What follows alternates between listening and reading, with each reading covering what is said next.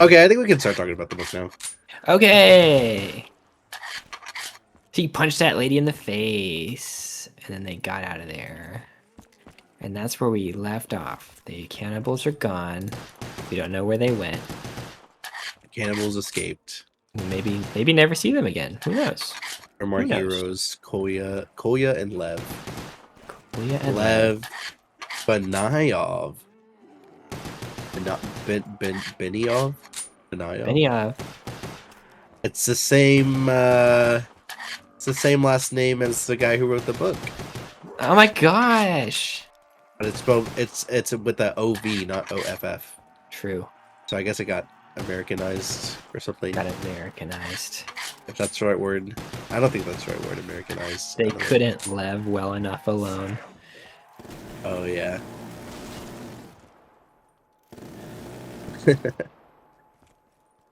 I'm trying to I'm racking my brain. There's 5 chapters. Oh, Mm-hmm. I'm gonna end the round. Yeah, grab that. Okay, you wanna go back to the teleporter? Yeah, let's go back to teleporter. Okay.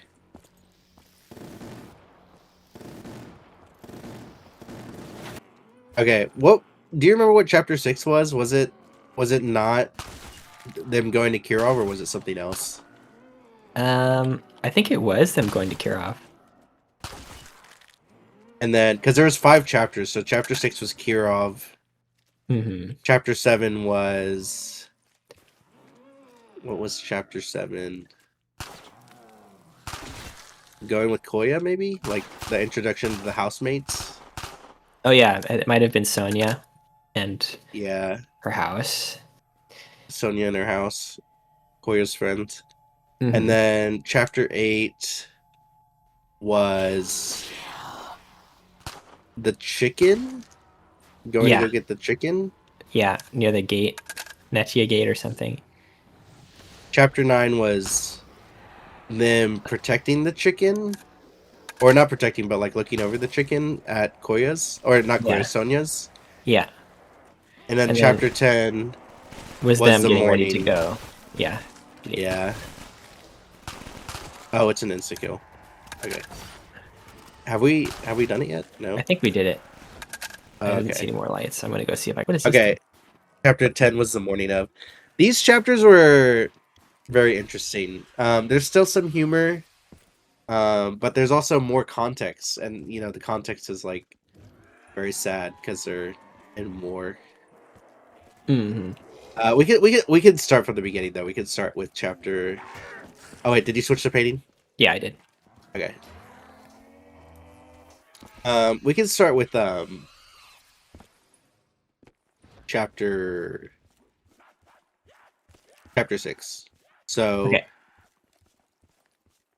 they're they left the cannibals. Mm-hmm. I'm trying to figure out. They're walking in the cold, and they get to Kirov, his old apartment building. And Kirov was home to like Oleg, Grisha, and Kira, his friends. But it was also home to his family for like I think most of his life, right? In Yeah. Leningrad. Yes. He does some really good descriptions of like what his life was.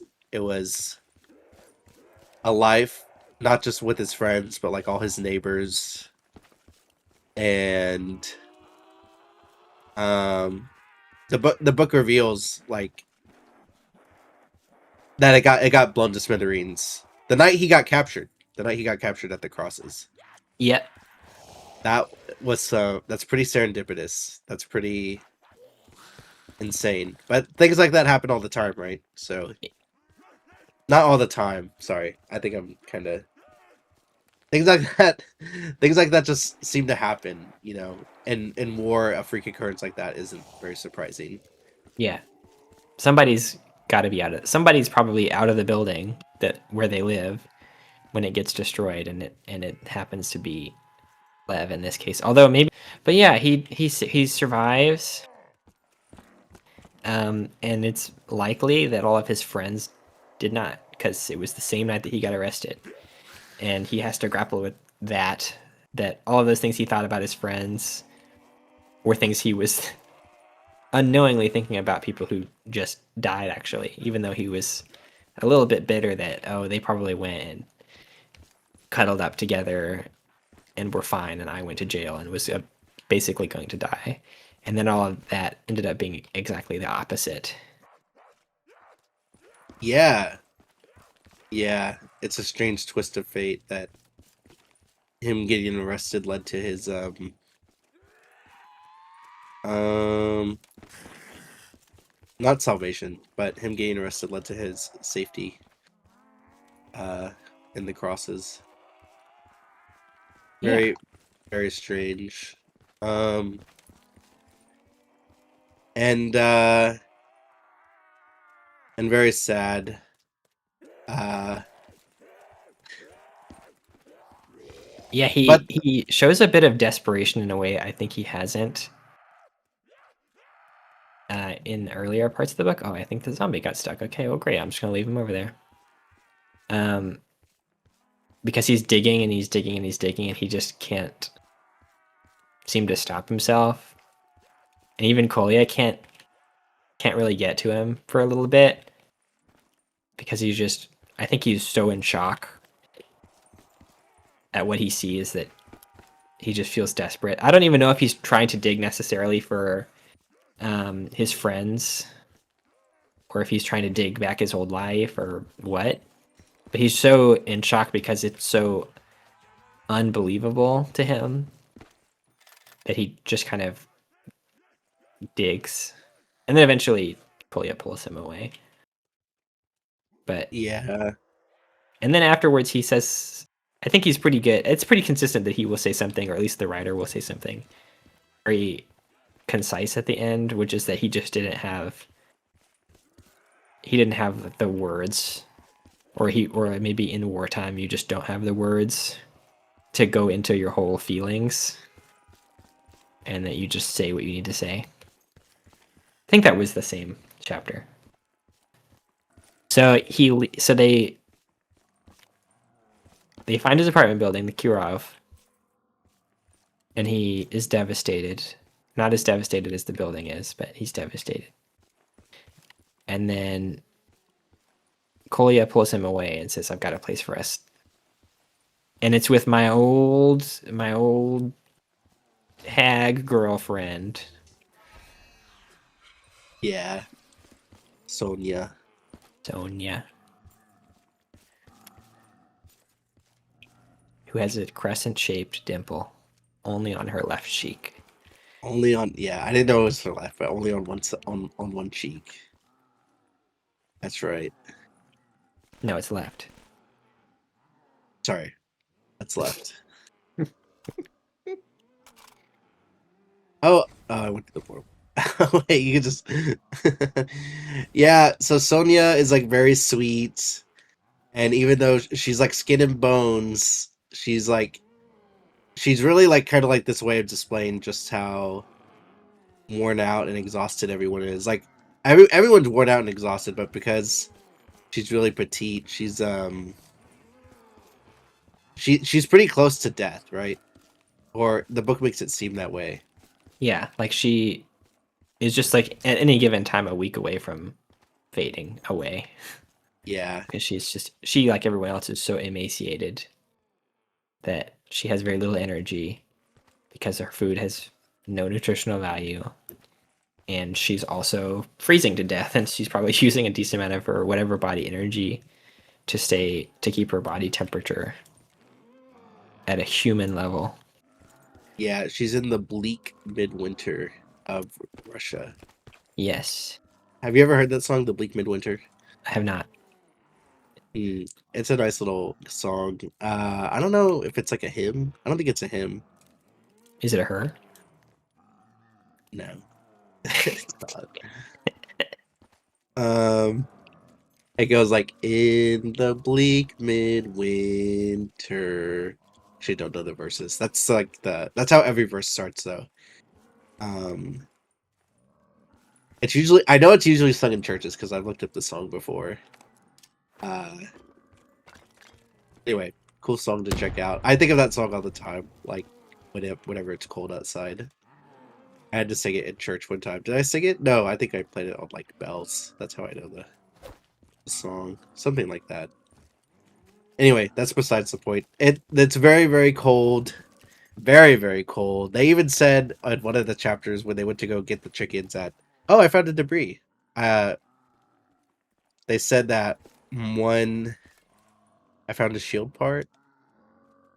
They said, oh, we have all the shield parts. Okay. Sorry. They had said like the next day was somehow even colder than the last. So Yeah. it's not going away anytime soon. At least it's not going away by the time the story's over because they have 5 days or 4 days to get the eggs needed for the kernel in order to keep living. The book is still very sexual, you know. Lev is, I guess, sexually frustrated. Is that what you call someone who's horny? Well, he's like getting mad at everyone that's like having sex. Isn't that what happens when you're horny? I want to have sex too. Yeah. That's what you say. He's like, he keeps getting pissed at Koya. He even says like, "Oh, I'm so mad at Koya," even though he's like saved my life yesterday. I feel like actually like we see in these chapters that Lev is like actually more self-aware. Like he's very self-aware of his thoughts. Like him being bad about the sex thing and not getting to have sex, even though like Koya's been really nice to him. Yeah, Koya is even like, oh, you're thinking about the Kurab. And he's like, I was not thinking about the Kurab. Yeah, that was so funny. He's like, of course I'm thinking about the Kurab. And then he's like, I was not even thinking about the Kurab at that moment. I was thinking about boobs. Yeah. Is there something in this church? I'm just looking around. Is this Max ammo? Oh, I'm ready. Max ammo. That thing's fun against, so I'm wondering. The mannequin? Yeah. Oh, maybe he'll give you something. Is he chasing you? Oh, he gave me the max ammo. Oh. When I killed him. I want to buy double tap. I'm gonna wait for Pack a Punch and see if that helps. Okay. But yeah, so then they go to Sonia's house, and with Sonia, I think there are 6 other people. At least a couple of them aren't they doctors? Yeah, they're surgeons. Nurses? Yeah. Surgeons and nurses working on wounded soldiers.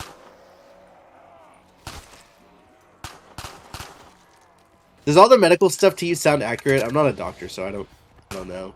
Did they say a lot of medical stuff? There was a few things I wanted to verify from the very first chapter of the book, actually, which is something I wanted to bring up last time.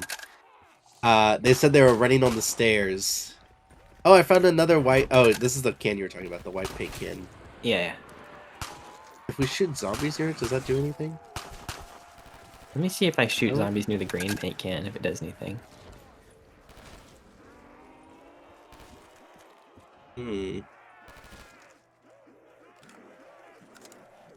Does shooting the bell do anything? Did you hear that? I did hear that.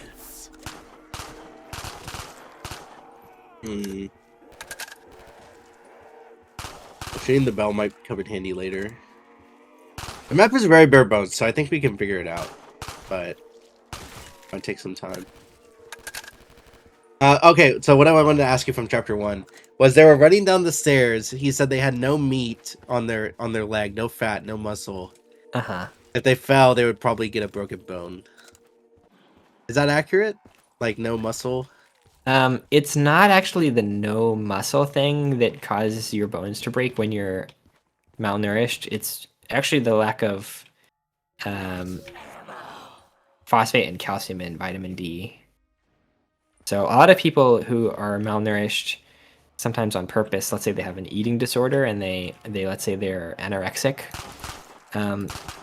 they will have osteopenia, which is thin bones, because they have vitamin deficiencies, and they have low calcium and phosphorus, which is what makes up the bone matrix. And so they can get what are called stress fractures. Older people who also lack the ability to strengthen their bones because their hormones are less, and the bone forming cells are less active than the bone breaking down cells. They also can get osteopenia or osteoporosis, where their bones are really thin and they get fragility fractures just because their bones are so fragile. So if you're malnourished, you can break your bones more easily. It's not, I don't think it necessarily has to do with the muscle. Well, yeah, I guess they are, as you said, like, um, what's the word deficient? Potassium deficient, and the other thing you said, calcium. It's calcium and phosphorus. Oh, I mean, calcium and phosphorus. Okay. yeah, because calcium phosphate is the main crystal structure in your bones. Okay. Do you have any zombies? I have one. Okay, I'm gonna kill this dog. I'm gonna pack a punch. I'm gonna pack a punch, and I'm gonna see what that does. Maybe I'll pack a punch too. Let's see if that helps. Or maybe I'll wait for you to pack a punch and shoot at some stuff before I do it, because I don't know if the zombie will die if I teleport. Or if he'll get faster or something. Okay, let's go to. Let me go to your painting. And then the other question was, the boy said he wasn't hungry Uh-huh. in the chicken coop chapter. The young Yeah. boy, he said, Yeah. "I'm not hungry." Yeah. Does that automatically imply death because he wasn't hungry, or Kind of. I don't think there's anything specific about not being hungry. Other than maybe your brain is so starved that you're no longer sending the proper hunger signals. And so if you're essentially just dying at that, and you're so starved that you don't even do that, that's could just be a sign that people see in starvation. Since I don't see a lot of people in starvation, I mean, I see people that have eating disorders and they come into the hospital for that reason.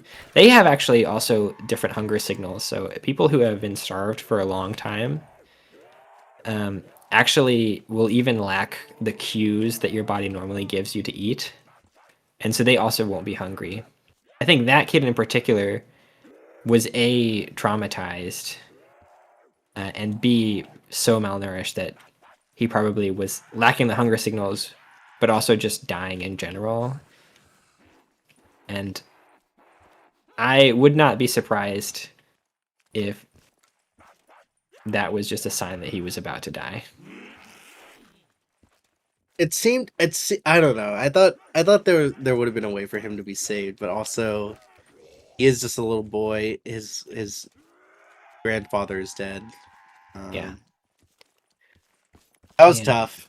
That was probably the hardest part of the reading. Yeah, when Was he's the in there little boy dying. in the chicken coop. Yeah.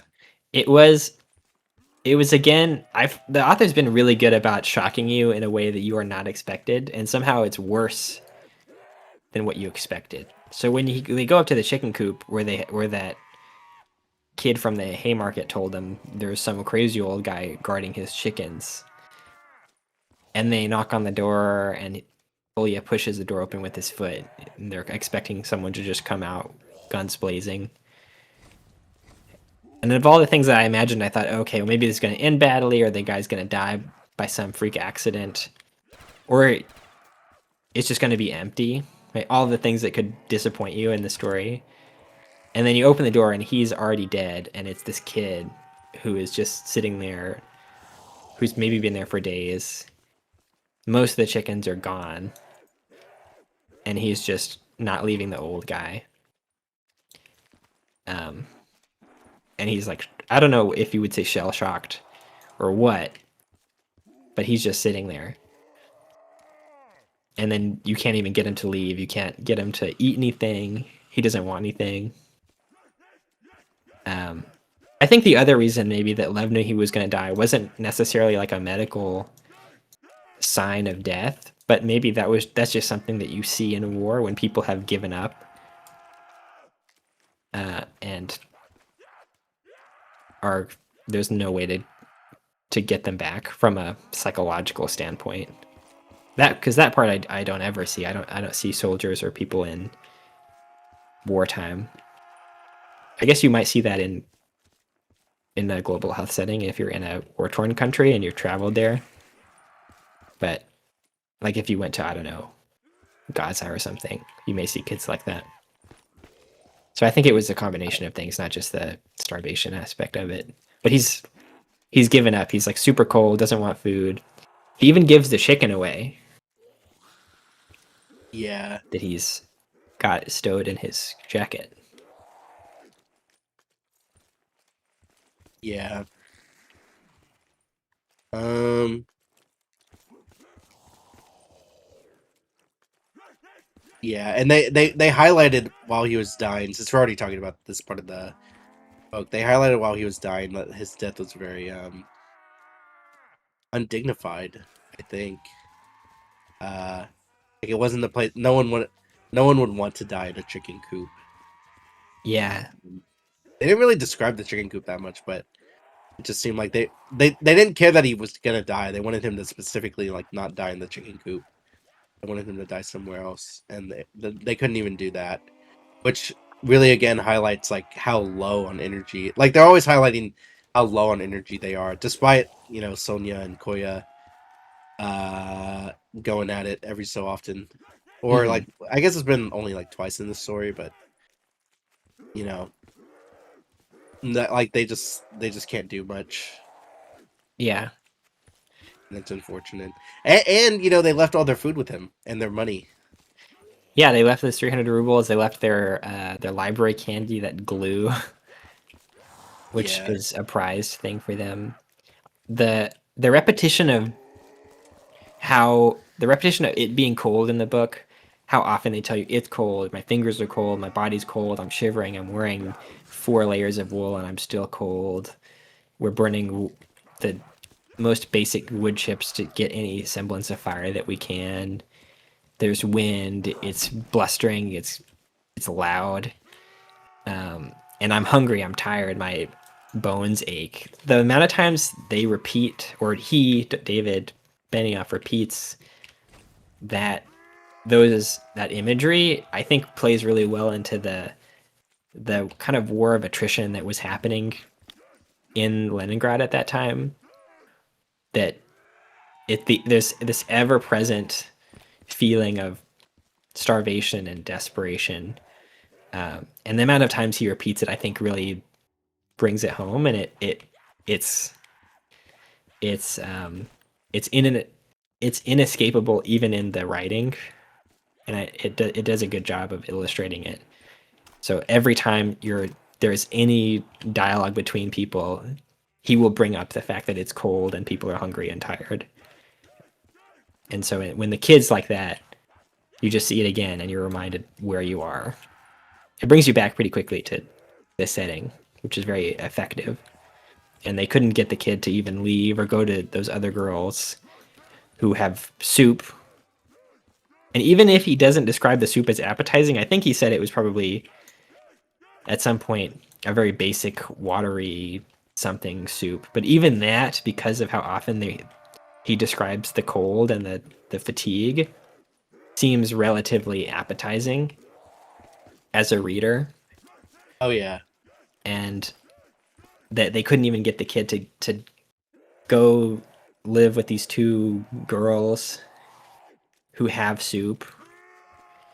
um, I think is just another piece of evidence that the kid gave up. I think actually that's what kills him, and maybe what kills a lot of people in the wartime in Russia is that they just couldn't withstand the onslaught, that persistent cold, hunger, desperation, death, and then the giving up is maybe what actually is what's going to kill the kid, because he has a probably decent chance physically of surviving if he leaves the coop and goes to the warmth and is fed something.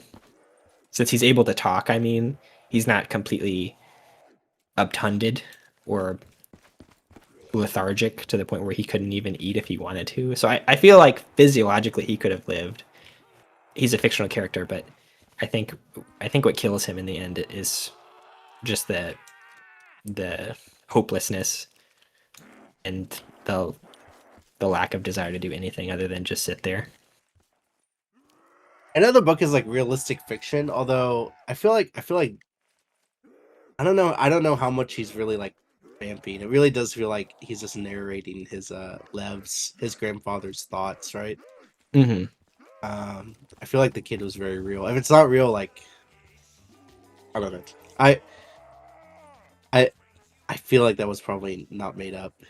No, Um, I think the story. Yeah, I think the story, like the broad elements of the story, are probably true to the experience of his grandfather. The dialogue is probably different, and the yes, physical description of how the kid looked and his teeth chattering or whatever.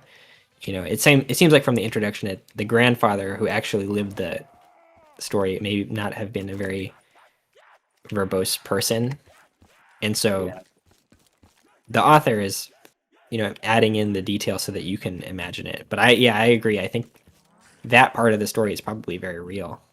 And I'm sure that if David Benioff was instead the actual person who lived the story, I'm sure he would have encountered someone who fit that description of what he writes perfectly.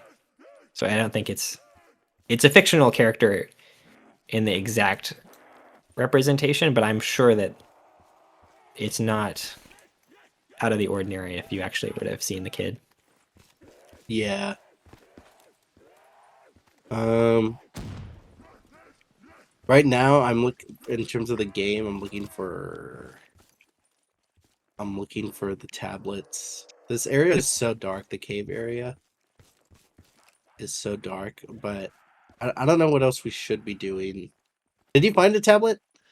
Um,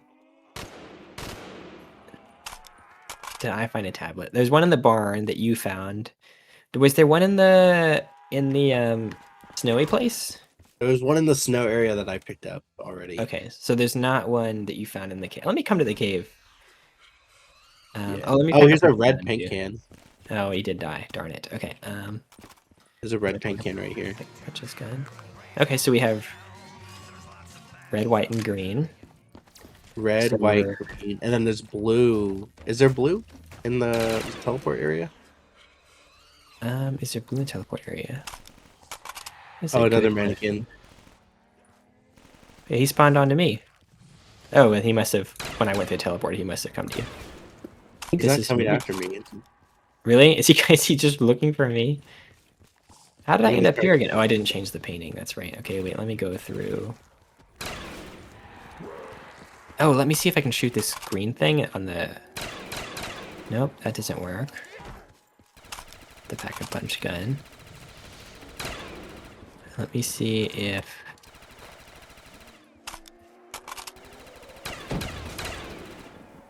I dropped a max ammo. You ready? Yeah, I'm ready. I think it refills for you anyway. Oh, that's right. I'm just gonna use up some ammo then. Oh, picking this up.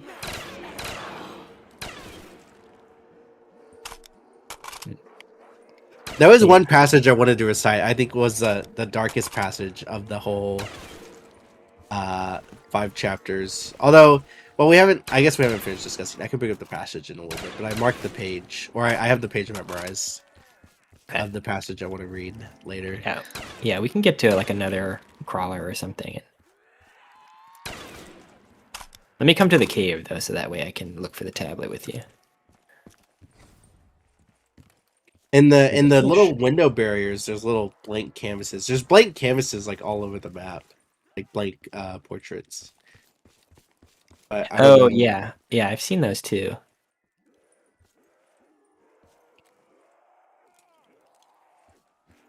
Mm,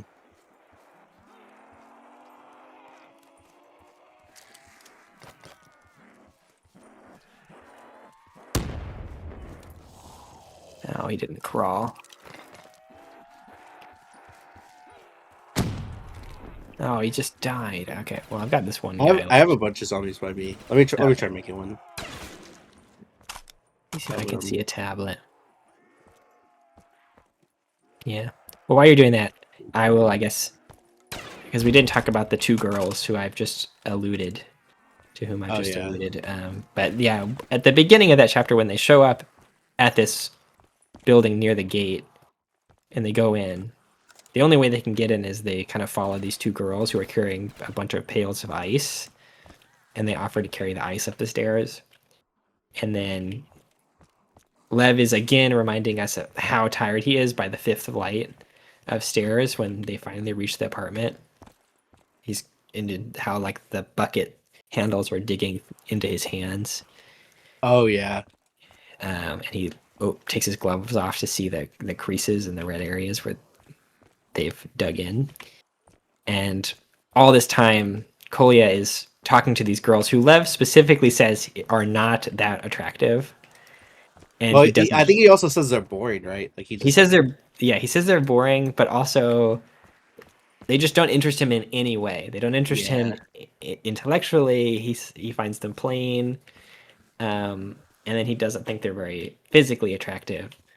And yet Kolya is talking them up, the same as he talks up the prettier girls. He's putting the same charm on them, and it's working. And that irritates Lev, even though I think it irritates him more so because he had no intention of liking these girls, or gaining their favor in any way, and yet Kolya does it so effortlessly. And I think he just has some self-loathing, that he's not as heroic or handsome or charming as Kolya is. I think at some point he even says, "I know, like I was not destined to be a hero, but maybe I was destined to identify them, yeah, even if they're really annoying or irritating." I think is what he says. yeah, Because he sees the hero in Kolya, and he just is always a little envious of him. No, those are the two girls that I'm referring to, who then tell them about the old man who shoots everybody he sees. And so they set up the expectation that this is going to be another scuffle. And then that expectation is, of course, subverted. These little candles. yeah. And they didn't seem to know that the old man, his name was Ruslan, I think. That the old man had been dead for days. Like he had been dead for like 3 or 4 days. Yeah. Um, And I don't know what happened to the other chickens. I guess someone else came up there and got him. I don't know if it actually says in the book whether or not someone came and overpowered him, or if he just yeah, died. Because it doesn't, when they describe his dead body, they didn't say that he looked damaged, like someone had hit him or shot him. Because I think he's even still holding the shotgun. yeah. I think maybe because he was an old man, like maybe he just wasn't at like being old and skinny. He might have just naturally died from hypothermia from the cold. Yeah, he might have just succumbed to the winter and the war. Yeah, I wouldn't say succumb to hunger because I guess they still had the chicken or they had the rooster, but or maybe they didn't know it was a rooster and they were waiting for it to lay eggs. Well, I think they had 16 chickens at the beginning, and so maybe they just all died slowly. Yeah, And maybe at the end there was just the rooster, and so they weren't getting eggs anymore, and they were starving, and that's how he died. yeah, And maybe he just didn't explain to the kid, or the kid didn't explain when he was dying that the last chicken was actually a rooster. well, yeah. I guess the old man should have known that the chicken was a rooster. Yeah. Which that was what the next chapter was about. Was the surgeon identifying that it was a rooster, not a woman, not a woman hen.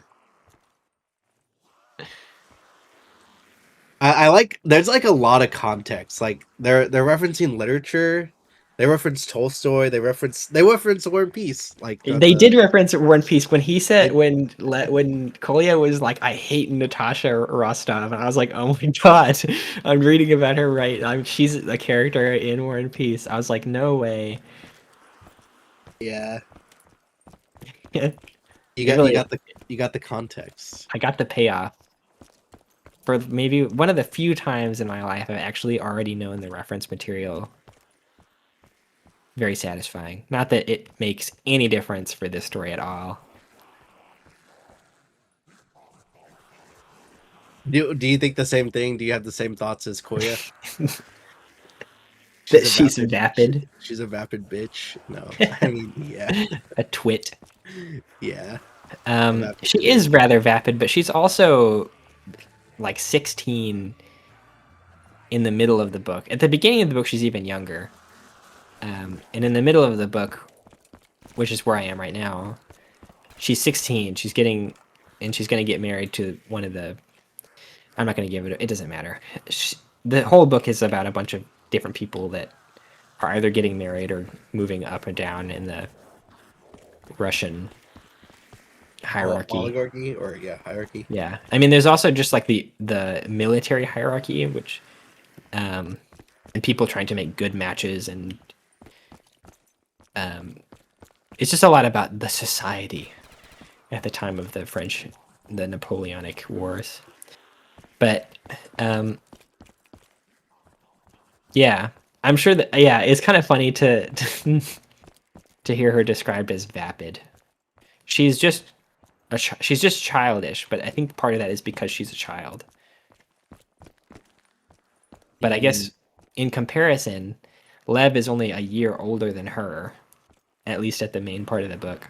I think actually she turned 17 right around the time that I'm reading, and the book goes on longer than that, so she may get more vapid. older. Generally, the character is just very childish, and she cares about what other people think about her, and she's very frivolous in a lot of the ways that she acts because she just wants to have the right dress and wants to be pretty and wants to be loved and doesn't want anything else in the world and thinks that the world will all be right if people just loved each other and didn't care about all these foolish things that adults find important. She's a character kind of like that, She's and she is peace. herself very pretty. That Tolstoy describes her as, oh, she got prettier over the summer, or the country made her prettier. Um, and that's like a main attraction for her. And in her head, in her internal monologue, a lot of her thoughts are about how people are looking at her, and she's doing what she expects to be doing at a ball. So she's just very starry-eyed about growing up and being an adult and falling in love. She's a character like that. So I guess maybe you could say that if you're if you're reading hundreds of pages of that, that may fatigue you and lead you to think that she's a vapid character. She's certainly not like the love interest that I think Kolya finds more intriguing, which is someone who's mysterious and has a little more texture. And so Yeah, it seems fitting that Kolya would describe her that way. yeah. Koya, yeah, Koya very much shows his intellectual prowess. I think, like just being well read. He picked up all the context necessary to deduce Lev's father was Abraham Benayov, without him directly saying that. Actually, yeah, I guess maybe he didn't need that much context, but well, Sonia didn't pick it up, but Yeah. Koya did, But and Kolya also says that I know a lot of authors. And I mean, I guess Leningrad at the time, or Peter, isn't a Peter? I actually don't know. I think it's Peter because it's Petersburg. yeah, Um, is not like a huge town anyway. So it's not like there are lots of people who are current who are from there and who are Jewish. So I think the list gets smaller and smaller. I think Coley he even remarks that it took him longer than he would have expected to figure that out, who his dad was. Um, but he figures it out because Lev makes a critical remark of this this orator, this radio guy, Oh yeah, I don't remember his um, name. who is kind of a propagandist or someone who essentially he describes as a person who just reads other people's works to see if it's counter to the political regime, and if it is, then he calls them out for it. And I think, Gerasimov. yeah, that's his name. And I think when he describes essentially what happened to his dad by by saying, making this criticism, he's essentially telling them that this happened to someone, my dad, got criticized by this guy in the news, and then he was taken away. I think that was enough context for Coley to figure it out. Yeah, that was a really cool part of the book where William figures it out. Um, like he doesn't even say, "Oh," he doesn't even question it. He says, "Oh, he says your father was Abraham Benioff." Mm-hmm. Um, yeah, that was pretty neat. It was a good reveal. And then he doesn't even patronize him. Like he doesn't bring up his works or anything. Like Yeah, Lev was already super pissed. Um, that was pretty cool. You mind if I go ahead and share like the passage that I like the most from these 5 chapters? go for it. I think this was like I liked it because it was pretty dark, and I think this was like really I don't know, maybe I relate to it too. Starts on 81. I'm just gonna read it's one big paragraph. I'm just gonna read the whole paragraph. I think this is pretty cool. He says, "My friends and neighbors, Vera and Oleg and Grisha, and Lubia Nikolavania, and Zav- Zavadilov. Um, you probably know how to pronounce these words or these names better than I do. Um, Mm. but anyway, he says all those names seemed unreal already, as if their deaths had erased their lives. Perhaps I had always known they would disappear one day, and so I had kept them at a distance, laughed at their jokes, and listened to their plans, but never really trusted their existence. I had learned how to protect myself. When the police took my father, I had been a dumb boy, unable to understand how a man, that willful, brilliant man, could cease to exist at the snap of an unseen bureaucrat's fingers, as if he were nothing but cigarette smoke exhaled by a bored sentry in a watchtower in Siberia, a sentry who wondered if his girlfriend back home was cheating on him, who stared over the wintry woods, unaware of the great blue mauve sky above him that waited to swallow the curling smoke and the sentry and everything growing on the ground below. Um, yeah, that was it. I thought that was a very, very well written, and existential. Um, it shows a lot into the psyche of Lev. I think Mm-hmm. just how existential he could get, even though he hadn't really. I don't think he had ever said something that like sinister up until that point in the story. So I like that a lot. I like that a lot. Clearly, he was thinking about his dad, like while also thinking about his friends, and like he was reliving that grief over and again. But this time, he was like more. He was way more cynical because it has to do with war. Um, but that's kind of like mid 1900s Russia. Like death is always just a cigarette smoke away, right? Like just a snap of someone's fingers, and it just happens. So I thought that was some really great insight um, Yeah, I from our agree. protagonist. I agree.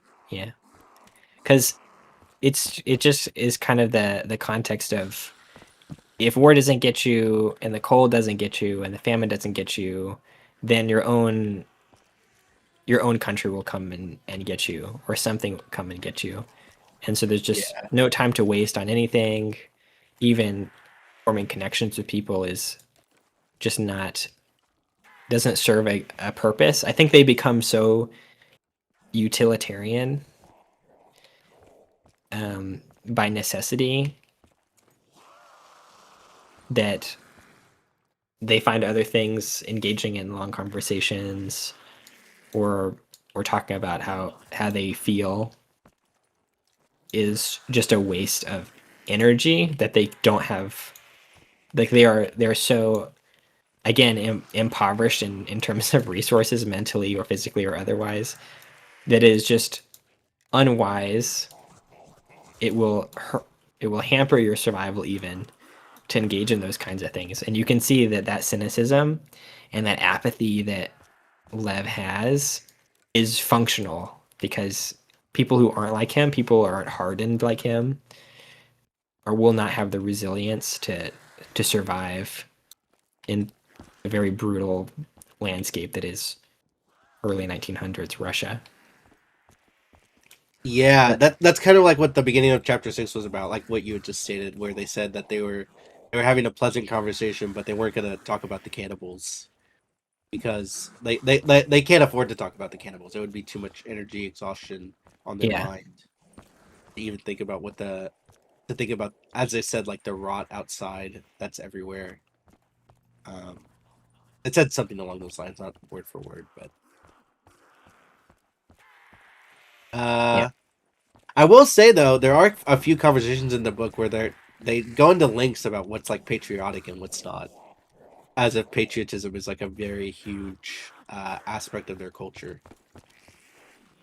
Like they're like, because I was just reading about the Gerasimov guy, uh-huh. and then there was a previous conversation where they weren't talking about Gerasimov and they weren't talking about his father, Lev's father. There was a previous conversation where they were talking about um the writer, like not the writer. I think it was maybe an orator. I forgot. Her name was Akhmatov. Uh-huh. I don't know who that is.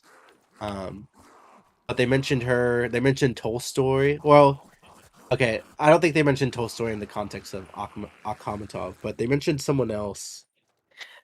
I think Oh, at they one mentioned point, the piano players, the piano composers. yeah. Anyway, sorry. Go ahead. No, no, you're right. They do a lot of times mention people in terms of whether or not they live up to the country, despite the fact that they are so spiteful of Russia itself. They're, regardless of whether or not they want to be, they are so deeply Russian that they really have no other identity. And so this also happens in War and Peace, that even people who don't have no favor towards the country and even hate the place, or despise it, will still be very prideful about who they think was actually did things well or acted valiantly, um, or was hypocritical in the case that Lev describes. I think of the two people, I think there were a couple of people. I think you're right, the musician and then that writer who, um, despite writing about being patriotic and doing all of these things, left Leningrad and lived somewhere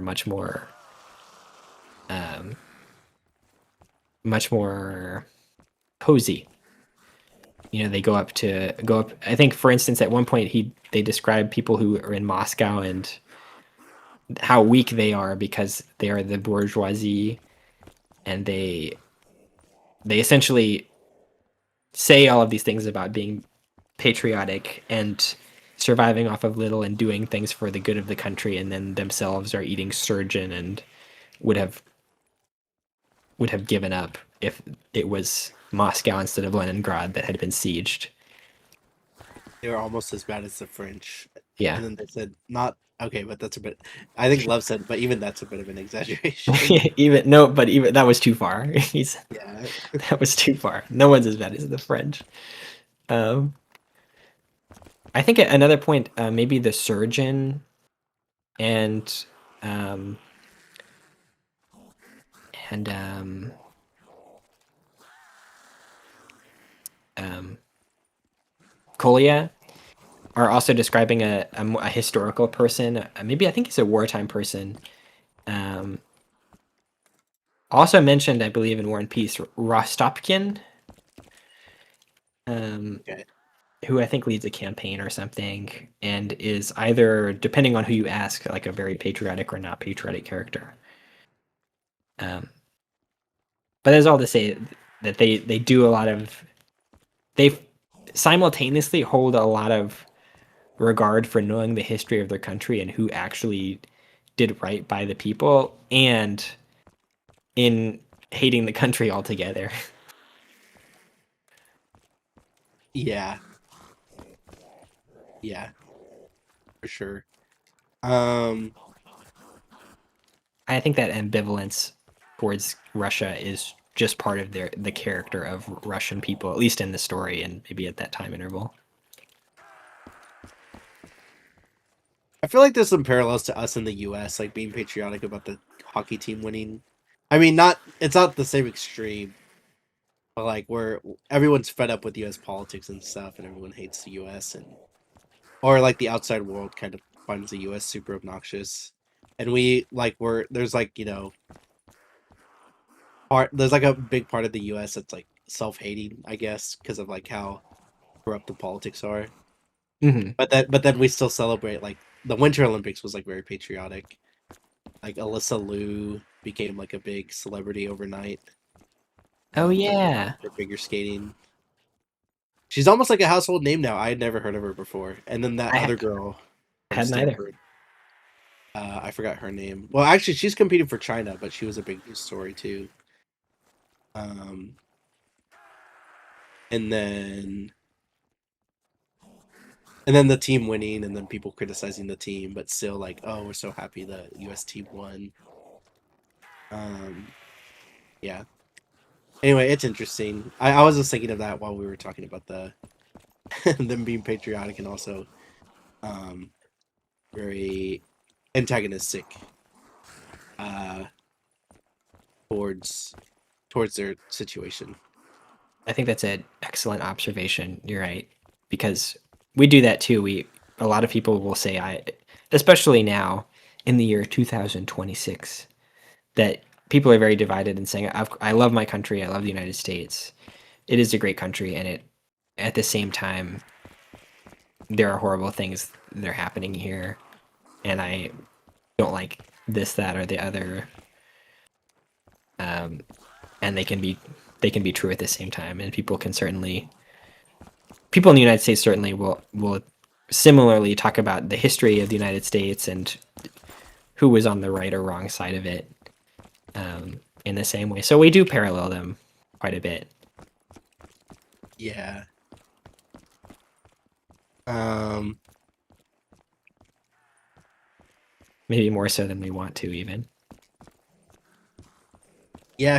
History. I think history is just always going to repeat itself. I don't know. Well, people say it doesn't repeat itself when it rhymes, but I mean, even just saying repeat itself, I feel like is a apt assumption. Um, that's just my opinion, though. Right. Well, we're not mid 1900s Russia, but we certainly have things happening in the current timeline that are not good. Yeah. I mean, I feel like in some ways, and maybe it's because we have so much media attention on it in ways that we would, if we had in the past, it would be even more egregious. But because we didn't, this is what we see. That there's just a lot of authoritarianism that feels very parallel to how Russia operates, or historically was noted from the perspective of the United States to operate. And this kind of fatiguing reality where no matter how truthful or how much evidence something seems, and how outrageous or illegal or evil something is, that if you just play it the right way, people will forget about it and move on. And that, I think a lot of people have described a numbing feeling around an ever increasingly ridiculous string of events, to the point where you hear something and it only lasts in your head a certain amount of time, or it only maybe lasts in the head of the general public and has enough momentum for a certain amount of time until it just doesn't anymore, and it makes you feel like you're really just living underneath the people who actually make decisions, and they can essentially do whatever they want. um, and I don't know how much of that used to be true and got better and then got worse, or got better, but then became more visible because of social media and made it seem like it got worse. Or there's probably a combination going on. Um, but the end result is that it makes people feel very hopeless. Um, Even without politics, I feel like social media can make you feel kind of hopeless, a little depressed because Yeah, it just paints a certain picture of the world. yeah. Um, social media is a very complex thing that probably just shouldn't exist, in my opinion. I Yes. mean, like, there are some positives, but I think the negatives outweigh the positives. So, uh, Yeah. I mean, this is going a little beyond um, City of Thieves, but yeah, I think it just has led to this feedback loop that doesn't have any way to shut itself off because it pays to watch things that are sensational and either unrealistic or outrageous. And then those things are the things that get put in front of you and the things that people watch. And it colors their view of the world. But because those things are much more desirable to see, people just like seeing them. That's the feedback that the system gets. And then they got so good at it, its algorithms got so sophisticated that it just is this perfect machine of aggravation. It just kind of never lets you rest, and it's endless because there's always going to be something to see. And so you get this view that everyone is, at the same time living a perfect life except for me, and they're all beautiful and they have no problems, and the entire world is corrupt. And regardless of which one of those things is presented to me in the moment, I can't do anything about it, and it just leads you into this spiral of, I don't know, it just doesn't make you feel good. And it's the almost like a new type of sin, like yeah, the seven deadly sins. Maybe it's like a feedback loop sin. Like it reinforces. Uh, well, what are the seven sins? Well, I know we talked about them already, there but is sloth, greed, wrath, lust, envy, pride, gluttony. I wasn't counting. Sloth, greed, wrath, pride, envy, gluttony, and then Lust. lust. Yeah. That's seven. I feel like maybe TikTok is, it almost feels like either lust or gluttony. I I mean, it's mean, everything. It's yeah, wrath. You said wrath, aggravation. that's true. We feel wrath. We feel there's lust because like it just shows you porn like as soon as you open it. Hmm. Um, I guess there's greed on the side of the people that there's make it. gambling. Yeah, Like there's gambling oh, on it. That's true. there's like a skit that'll be like me hitting my eighth parlay of the week or something. Like Oh my it god. just reinforces everything. Food. People are like, come with me to eat at yada yada. Anyway, Oh yeah, so those it's mukbang videos. yeah, it's hard to classify. It's hard to classify one thing because Yeah, it's everything and there's it a lot of shows envy. you. Yeah. Yeah. Yeah, it really is. Yeah, I mean, I am certainly not the kind of person to describe um, something in the ways of how sinful it is, but it does feel just icky, for all different kinds of reasons. I think especially because once people realized they could profit from it, they figured out the most brutal and even cruel way to present it to people so that they could extract profit out of it. And Yeah, I guess baseline it's greed because like the reason it exists is because it makes corporations money. yeah, I feel like at the beginning, when there was MySpace and Facebook and early Twitter and Vine, we were talking about Vine earlier, it just seemed like there was less motivation to be so extractive, um, that I don't know, it didn't feel as bad. But now, wrapped in all of those things that it provides you, you also just feel like the product. Um, And the other part of the feedback loop that makes it so hard is that while I think the general consensus is that that's true and people recognize all of the downsides of social media, it is so hard to act in a collective way to do anything about it unless someone is going to regulate it from like a government perspective, because engaging in collective action on something like that is so hard. Like to boycott TikTok or YouTube or Twitter or whatever it is, or Instagram, um, is seemingly impossible because it is so well ingrained. It's in your pocket. It's extraordinarily convenient, um, and things like boycotts are very motivation based, which means that if not everyone's on the same page, it will fail, or if it goes on long enough, people will give up on it. Um, the evidence for that being things like when Reddit stopped providing the Third party same, apps. Oh, yeah, third party apps. They started charging them for the number of API calls or whatever it was. And there was this mass exodus of all of the mobile Reddit. But that only lasted a few weeks, and Reddit correctly um, identified that if they just didn't do anything, people would eventually get off of that trend because it really was a trend, kind of a movement. Um, yeah. and when there was no more excitement around it, when there was no more motivation, it dissipated and people went back to Reddit. And I think social media companies and other companies have figured out that that is how it often works. That's just how human behavior is. When there's no more motivating factor in war, and the book like City of Thieves, that's hunger and the cold and fear and true deprivation. If there's no motivating factor to keep you doing something, you're just not going to keep doing it. And certainly a large group of humans is not going to keep doing it in an organized way. And so people have figured that out. And so they have all of these strategies of being very assured that without someone writing a law to curb them, which it seems like we haven't, I don't know of any. I don't actually know. I don't keep track of what laws get passed, but I haven't seen any big ones or Nothing happens. newsworthy ones. It just feels like nothing happens. And then they talk about that on social media and it gets shared, and then that makes you feel hopeless, right? Because that's part of the cycle, which means you're looking at social media. It just, it just makes you feel like you can't do anything. And it also makes you feel like the people that can do things that supposedly represent you are also not going to do anything. And I think it leads to a similar hopelessness, not in the same form as in the book, um, but in that same vein, you get that inescapable feeling um, that people probably did have in Russia. But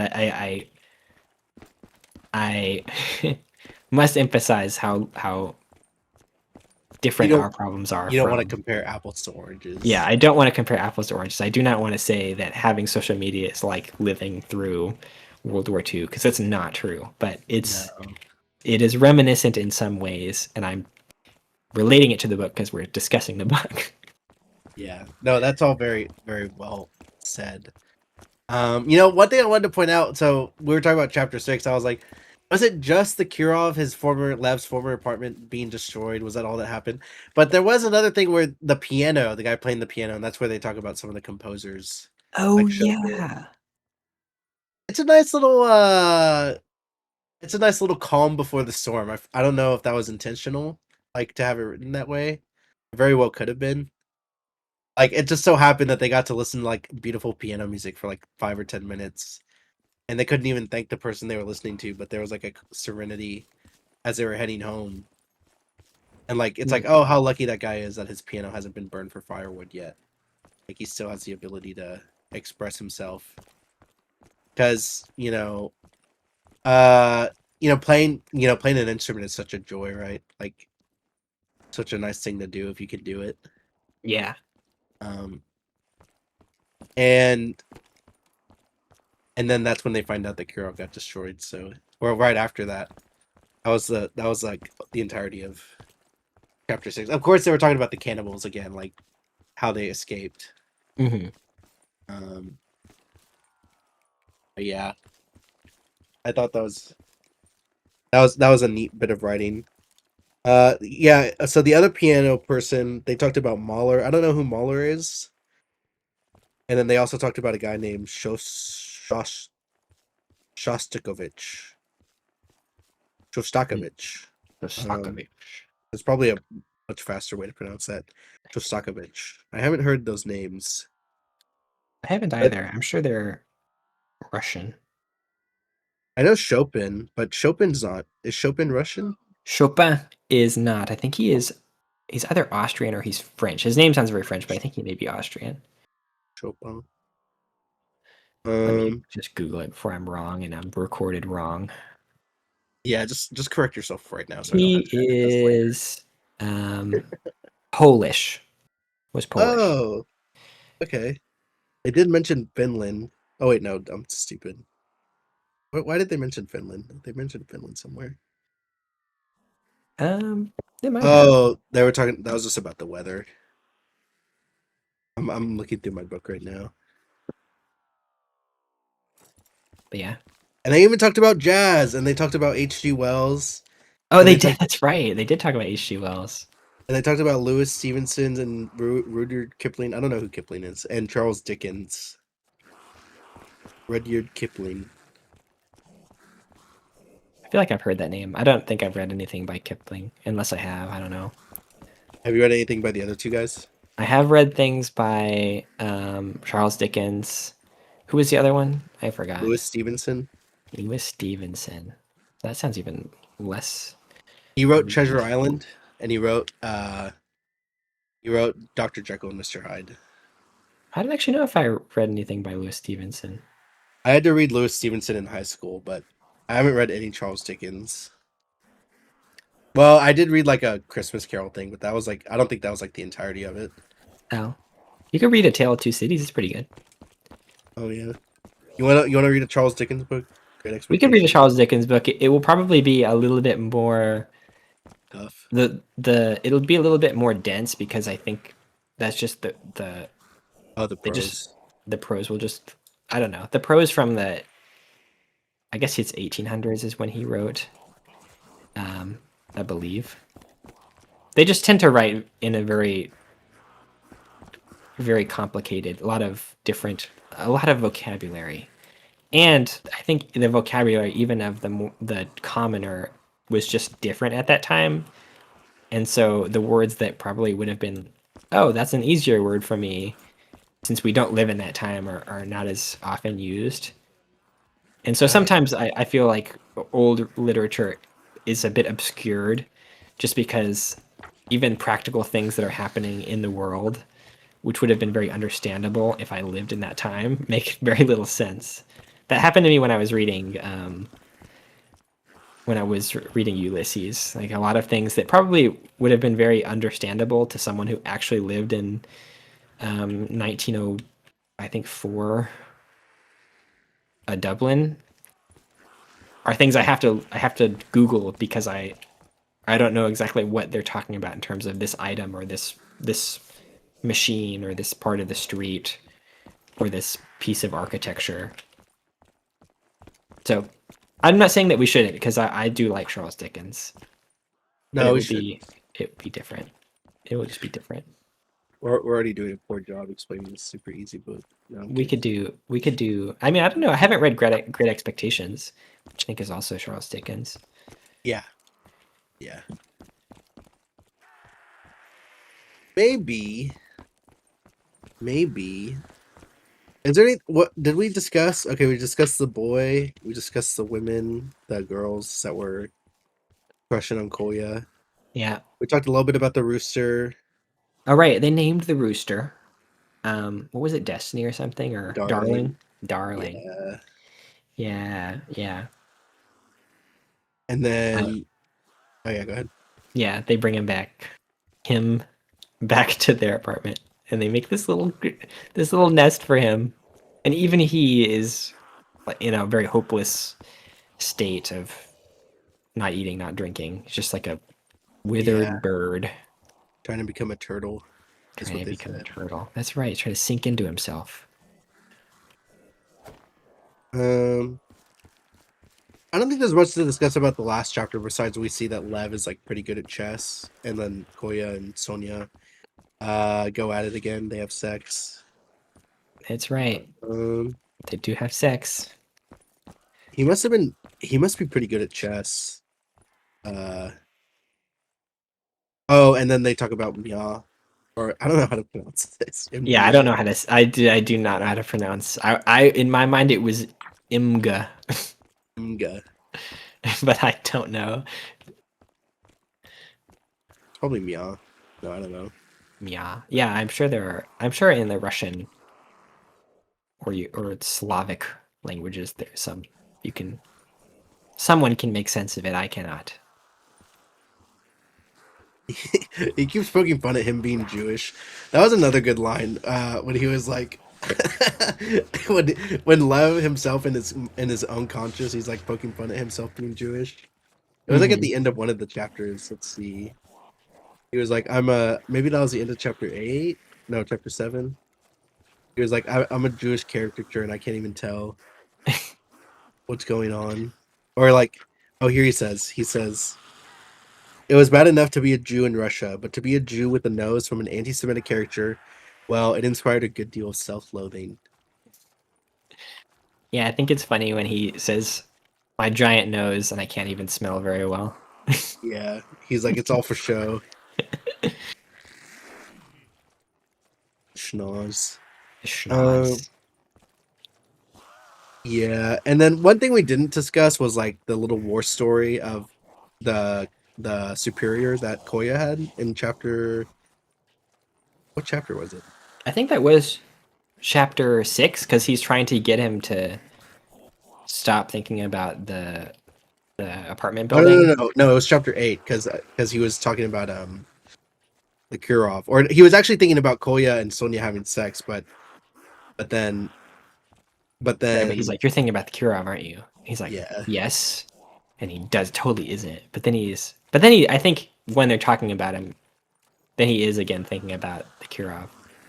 Like it yeah, brings his mind back to it. and then they talk about having to have the willpower to go on even while grieving, which is really hard. Mhm. The lieutenant named Belak, and it turns out like Lev was cursing this guy in his mind, and the guy was already dead. The guy stepped on a landmine. The guy was mined. The guy what? The guy that he cursed in his mind was already mined. Yeah, he was already mined. He didn't. Tragic. Yeah. Um. Yeah. And he was like, I guess now is not the time to think about phrasing, original phrasing. It Mhm. sounded like a platitude, right? Well, he says it wasn't very profound. Yeah. It sounded manufactured. Um,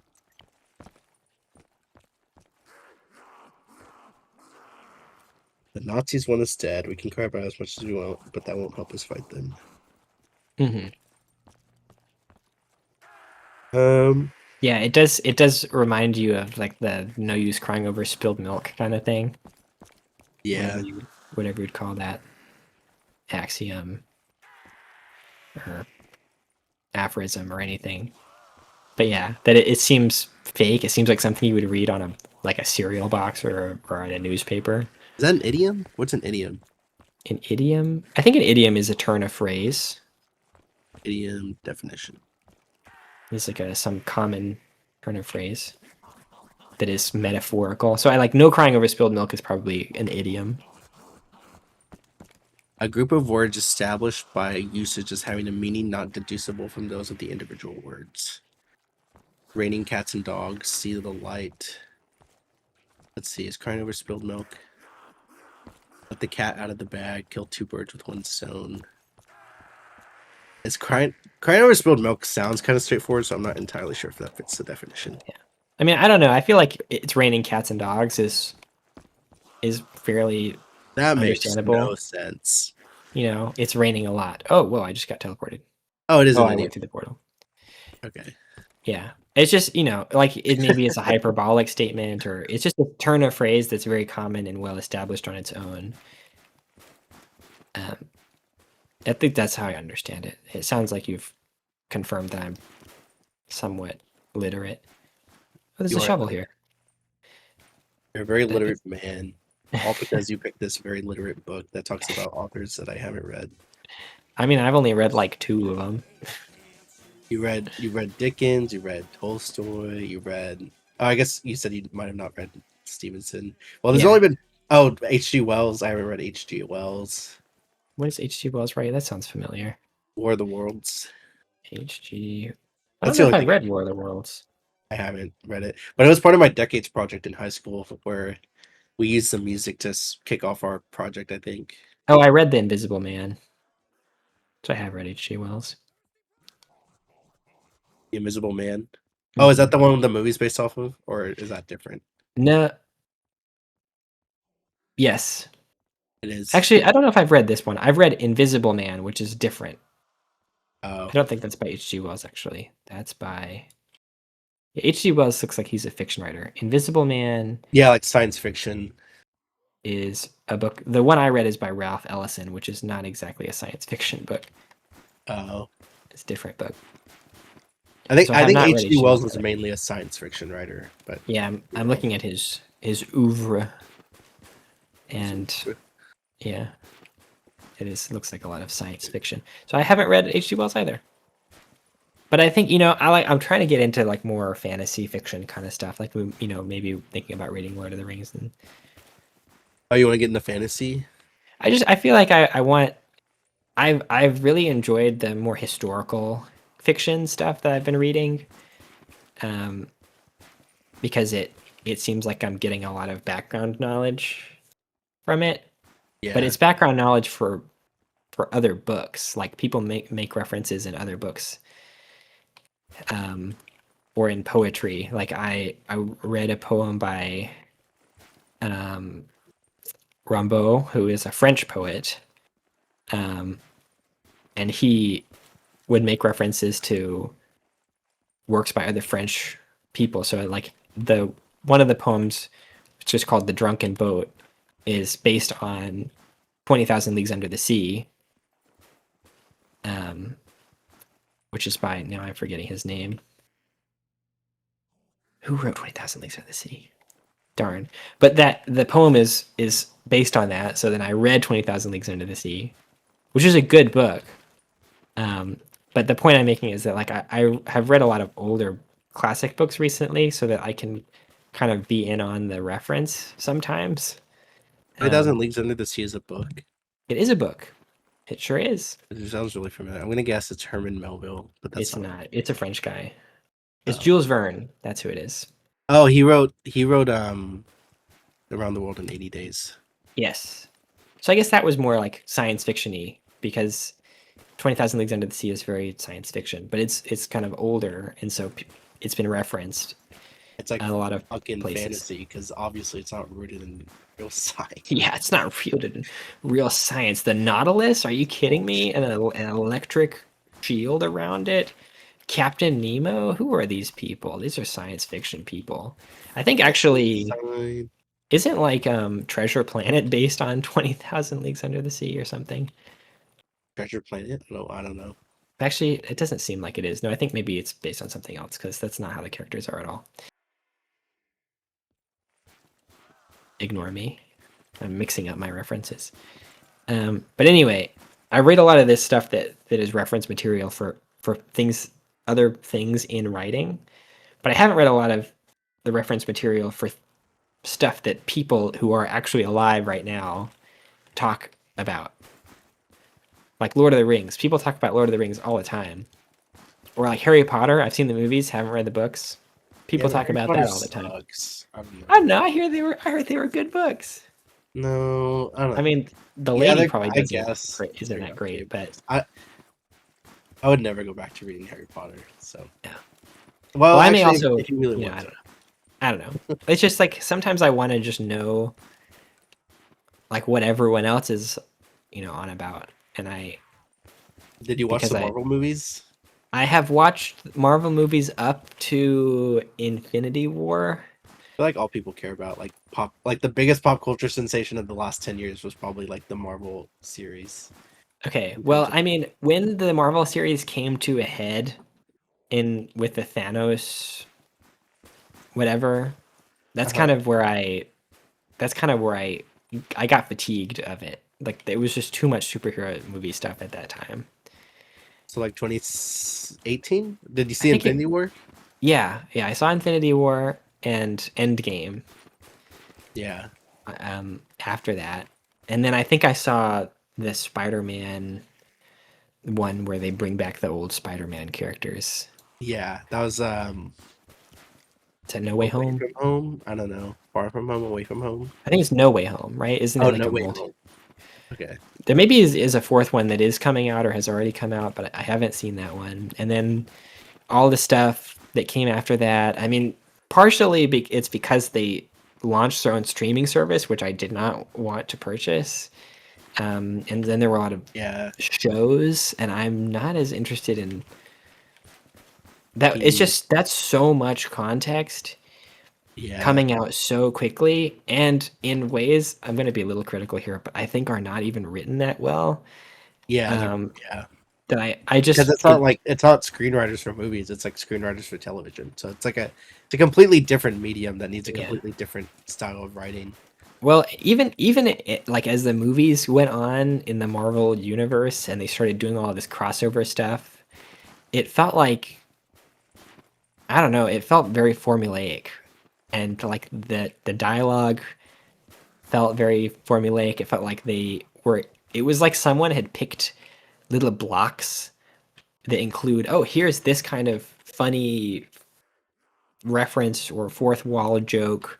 I think we need to have at least one of these in here, and then I put like a block in for um, like twist ending and like crossover character cameo. It felt like I don't know. They started just making sure they checked all these certain boxes that would lead to hype. That it didn't feel like someone was actually writing a story anymore. Um, which is maybe what you have to do when you're juggling that many different pieces of a franchise. But as a result, I felt like I was not engaged with the characters. And I didn't care about them. Like I didn't care who this new person was or what story they had in the past that is now we're reminiscing on it. You know, there was too much. Like you had to watch all of Marvel to know what was going on with in any given anything, and I couldn't do it. I couldn't I couldn't do it. Yeah, that's fine, honestly. I was like a big hater of Avengers 1, which everyone says that's like one of the best Avengers movies. But I was in 8th grade with my friend, and at the time we watched it together, I think in the movie theaters, and we were just like tearing it to shreds the entire time for being, kind of like the what you described, like, cheesy, um, the Marvel jokes. Like Avengers 1 was really like over the top, I think, compared to like the other Avengers movies, but I don't know. People love that movie. Like people still love that movie, so I could just I'm, be a yeah, hater. I remember seeing it when it in theaters. I saw it with my dad, my brother. And I remember my dad commenting, "Oh, they didn't even curse in that movie. It was such a good clean movie that they but they and it was an action movie." And I do think that's actually one of the jokes in the movie that Captain America at one point says a cuss word or something, and then there's like an inside joke the whole rest of the movie. I remember thinking, "Oh, this is a good movie." Like the first time I saw it, but I also never saw it again. It was not something I wanted to repeat. I didn't want to see it a second time. It was just like this movie is very middle of the road good. Um, but and it was kind of a marvel because I think that was the first time they had crossed over the characters. So there was some novelty to it. Um, Oh, I could see your outline. What the heck? Have you been able to see my outline this entire time? um, It's a I little green think dot on your screen if you look my direction. I can see the little arrow that points to where you are. You should see a Can't. tiny green dot on your monitor. I'm looking for it now. I'm trying to look through something that's dark so I can see the contrast of the green. Oh, that's right. Yeah, I'm looking directly into a black space, and I saw this green dot on my screen. And I was like, "What the Oh, I fuck?" see you. I see you. I see you. Yeah, you're really far away. Yeah, you're really far away from me too. I'm in the cold place, so like your green is fading into the white background. But when I walk up to like a plank of wood or something, I can see you. Hmm. Anyway, the Timove guy is like, this is a rooster. For half of I half thought that when he said you can't tell a hen from a rooster, but you're good at chess. I half thought he was going to reveal that it actually was a hen after they'd already eaten it and be like, you totally fell for this. We just ate that you're a chicken, but he didn't. So I was like, okay. Um, Yeah. so it was kind of funny. So they eat darling. They have darling soup, which and they have like a potato, an unspoiled potato. They have vodka and they have chicken soup. So they have quite a profitable night. And then in the morning, Kolya wakes us up and says, "Get up, nerds. We're going to Mga or Maya or whatever. We're Yeah. walking 50 Mia. We're walking 50 kilometers today." And Lev It's is it ah it sucks because Love is like not getting good sleep. Like he seems to never get good sleep yeah. because he's a worrier. Hmm. He's an insomniac. Yeah. And he also said that there's nothing lonelier than hearing other people make love. Yeah, I think that was the first time it happened. The first It's time like they the had sex loneliest sound. is someone else making love. Yeah, so Yeah. sad. I think he said something similar about how the old man or the kid in the chicken coop dies is like there are lots of places where you could die, but this somehow seemed like the saddest one, like the loneliest one, because you're like this is like the one of the most remote places that you could die compared to like just getting blown up in a building or being shot. You just slowly starve or freeze to death in this abandoned chicken coop with a dead old man. Yeah, Just yeah. a motif of the story is the isolation, the loneliness, Okay, I turned my brightness up all the way. the depravity of it all. Wow, I think that now I think that we have completed the book talk, I believe, because that's where we're gonna go next. We're gonna go to Maya. yeah, that was a good stopping point, I think. Uh, so I'm glad we divided it that way. I guess next time we'll do like up to whatever we said, 135 or wherever that is in the 130s, Hmm. something like that. Yeah. Yeah, that conversation over the book. It took a while to talk about the book, though, I think. But that was my recording's 2 hours right now, so I Yeah. guess our current recording is probably like 2 hours and 15 minutes because there was like 10 minutes where I was still getting ready with my game.